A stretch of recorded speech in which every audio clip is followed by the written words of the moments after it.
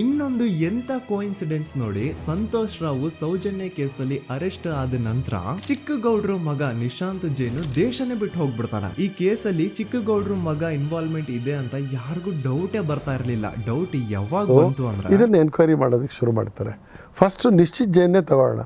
ಅವನು ಅಲ್ಲಿದ್ದಾನೆ ಅಂತಂದರೆ ಅಮೆರಿಕಾದಲ್ಲಿ ಯಾವತ್ತು ಹೋಗಿದ್ದಾನೆ, ಏನು ಎಂತೋ ಅದೆಲ್ಲ ತೊಗೊಂಡಾದ್ಮೇಲೆ ಅವನು ಅವತ್ತು ಅಲ್ಲೇ ಇದ್ದ ಅಥವಾ ಇಲ್ಲಿಗೆ ಬಂದಿದ್ದ, ಮಧ್ಯದಲ್ಲಿ ರಜಾ ಗೀಜೆ ತೊಗೊಂಡು ಬಂದಿದ್ದ, ಯಾವತ್ತು ಬಂದಿದ್ದ, ಅವನ ಪ್ಯಾಸ್ಪೋರ್ಟು ಇದನ್ನೆಲ್ಲ ನೋಡಿದಾಗ ಇಟ್ಸ್ ಕ್ಲಿಯರ್. ಅವತ್ತು ಆಗಸ್ಟ್ 31ನೇ ತಾರೀಕು ಅಮೆರಿಕ ತಲುಪಿರೋನು.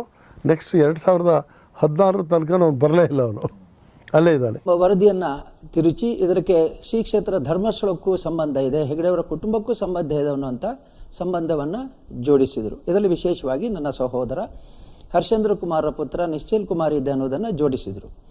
ಇಲ್ಲಿ ತಮ್ಮೆಲ್ಲರ ಗಮನಕ್ಕೆ ನಾನು ತರಬಯಸುವುದು ಏನು ಅಂತಂದರೆ, ಈ ಮಗು ಅವನು ಈಗ ಅಮೆರಿಕದಲ್ಲಿ MBA ವ್ಯಾಸಂಗ ಮಾಡ್ತಾ ಇದ್ದಾನೆ, ನ್ಯೂಯಾರ್ಕ್ನಲ್ಲಿ ಇದ್ದಾನೆ.